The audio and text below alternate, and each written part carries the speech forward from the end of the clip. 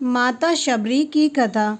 बात भगवान राम के जन्म से पहले की है, जब भील आदिवासी कबीले के मुखिया अज के घर पर बेटी पैदा हुई थी। उसका नाम श्रवणा और दूसरा नाम शबरी रखा गया।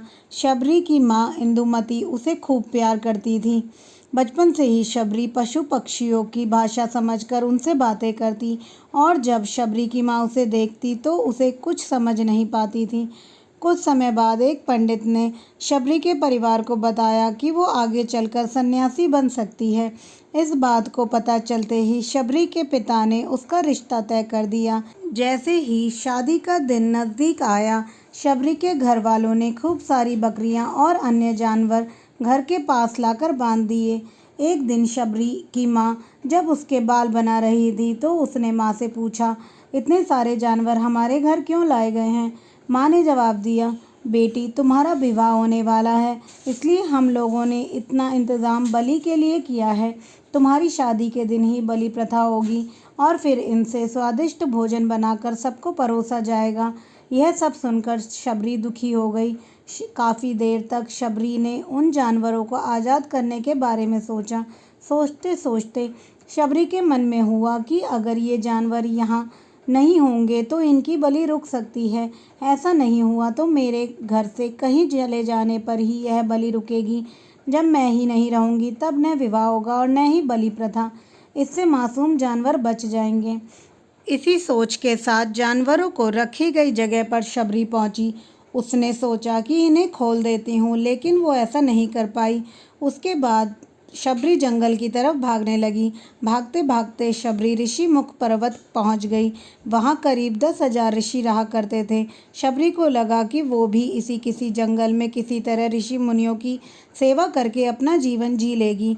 वो चुपचाप उसी जंगल में एक हिस्से में किसी तरह रहने लगी। शबरी रोजाना ऋषि मुनियों की झोपड़ी के आगे झाड़ू लगाती और हवन के लिए लकड़ियाँ भी लाकर रख देती। ऋषि मुनियों को समझ नहीं आ रहा था कि जंगल में उनके काम अपने आप कैसे हो रहे हैं। एक दिन शबरी को किसी ऋषि ने देख लिया। उसे देखते ही उसका परिचय पूछा। जैसे ही शबरी ने बताया कि वो भील आदिवासी परिवार से संबंध रखती है तो उसे ऋषियों ने खूब डांट लगाई। शबरी को इस बात का बिल्कुल भी नहीं पता था कि उसकी जाति छोटी है और उसे ऋषियों द्वारा जाति की वजह से अपमान सहना पड़ेगा।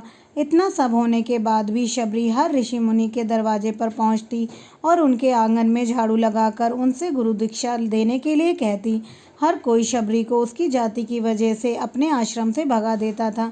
ऐसा होते होते काफ़ी समय बीत गया था। उसके बाद शबरी मतंग ऋषि की कुटिया में पहुंची। वहां पहुंचकर मतंग ऋषि को शबरी ने बताया कि वो उनसे गुरु दीक्षा लेना चाहती है। उन्होंने खुशी खुशी अपने गुरुकुल में शबरी को रहने दिया और भगवान से जुड़ा ज्ञान देते रहे। शबरी ने भी अपने गुरु मतंग ऋषि की सेवा करने में कोई कसर नहीं छोड़ी। वो गुरुकुल के सारे काम करती थी। शबरी से खुश होकर मतंग ऋषि ने उसे बेटी मान लिया था। समय के साथ मतंग ऋषि का शरीर बूढ़ा हो गया। उन्होंने एक दिन शबरी को अपने पास बुलाया और कहा, बेटी मैं अपना देह त्यागना चाह रहा हूँ। बहुत साल हो गए इस शरीर में रहते रहते। शबरी ने दुखी मन से कहा, आपके ही सहारे मैं इस जंगल में रह पाई हूँ। आप ही चले जाएंगे तो मैं जीवन जीकर क्या करूँगी? आप मुझे भी अपने संग ले जाइए, मैं भी देह त्याग दूँगी। मतंग ऋषि ने जवाब दिया, बेटी तुम्हें चिंता करने की ज़रूरत नहीं है। राम तुम्हारी चिंता करेंगे और ध्यान भी रखेंगे। शबरी ने राम का नाम सुनते ही पूछा कि वो कौन है और मैं उन्हें किस तरह ढूंढूंगी। मतंग ऋषि ने बताया, राम कोई और नहीं भगवान है। वो तुम्हारे सारे अच्छे कर्मों का फल देंगे। तुम्हें उन्हें ढूंढने की कोई ज़रूरत नहीं है। वो एक दिन खुद तुम्हें खोजते हुए इस कुटिया में आएंगे और तुम्हें उनके हाथों ही मोक्ष प्राप्त होगा। तब तुम इसी आश्रम में रहो। इतना कहते ही मतंग ऋषि ने शरीर त्याग दिया। शबरी के मन में मतंग ऋषि के जाने के बाद से ही एक ही बात थी कि भगवान राम स्वयं उनसे मिलने आएंगे।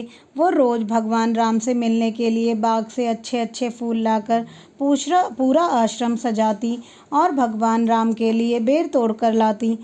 भगवान के लिए बेर चुनते हुए शबरी उन्हें चख लेती थी ताकि भगवान राम को सिर्फ मीठे ही बेर मिलें। रोजाना शबरी इसी तरह भगवान के दर्शन की आस में फूल और बेर इकट्ठा करती रहती थी। इसी तरह इंतज़ार में कई साल बीत गए। शबरी का शरीर एकदम वृद्ध हो गया।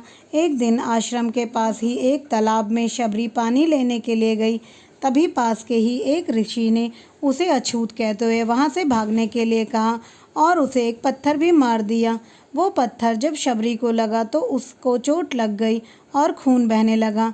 बहते हुए खून की एक बूंद उसी तालाब के पानी में गिर गई। तभी पूरा तालाब का पानी खून में बदल गया। ये सब होता देखकर ऋषि ने शबरी को ही डांटा और कहा कि पापिन, तुम्हारी वजह से ही पूरा पानी खराब हो गया। ऋषि रोज उस पानी को साफ करने के लिए अपनी कई तरह की विद्याओं का इस्तेमाल करते। कई सारे जतन करने के बाद भी कुछ नहीं हुआ। फिर उन्होंने गंगा जैसी पवित्र नदियों का जल भी उस तालाब में डाला, फिर भी तालाब का पानी साफ नहीं हो पाया और जैसे का तैसा ही रहा। कई सालों तक तालाब के पानी को साफ करने के लिए बहुत सारी कोशिशों के बाद भी कुछ काम नहीं आया तो ऋषि ने थककर सब कुछ छोड़ दिया।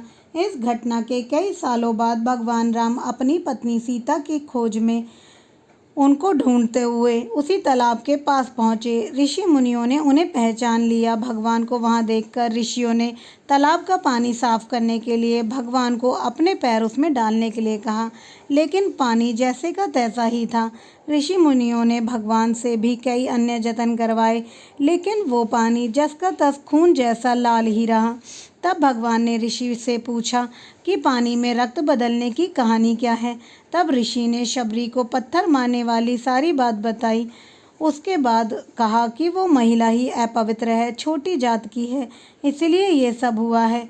उसी वक्त भगवान राम ने कहा, ये सब आप लोगों के खराब वचनों से हुआ है। शबरी को इस तरह के शब्द बोलकर आप लोगों ने उसे नहीं बल्कि मेरे दिल को घायल किया है। इसी घायल दिल के रक्त का प्रतीक यह तालाब का लाल पानी है। आगे भगवान राम बोले, कहाँ है वो माई, मैं उनसे मिलना चाहता हूँ। तब तक शबरी उस तालाब के पास पहुँच जाती है। इस दौरान शबरी के पैर में ठोकर लगती है और कुछ धूल उस तालाब में गिर जाती है। तभी सारा पानी साफ हो जाता है। भगवान सबसे कहते हैं कि देखिए, आप लोगों ने क्या कुछ नहीं किया, लेकिन पानी साफ नहीं हो पाया। अभी सिर्फ इनके पैरों की थोड़ी सी धूल ने ही पानी को साफ कर दिया।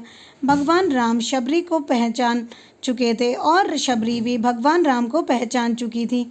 उन्हें प्रणाम करके शबरी ने कहा, भगवान आप मेरे साथ मेरी कुटिया में चलिए। भगवान भी खुशी खुशी शबरी के साथ चल पड़े।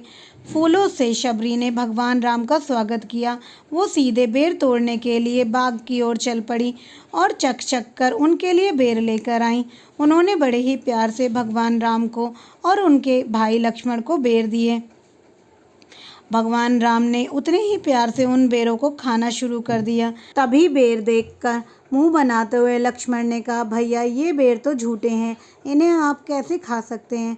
भगवान राम ने जवाब दिया, लक्ष्मण ये झूठे नहीं बल्कि बहुत मीठे हैं। शबरी माई हम सब के लिए ये बहुत प्यार से तोड़कर लाई हैं। इतना कहकर भगवान राम प्यार से उन बेरों को खाने लगे।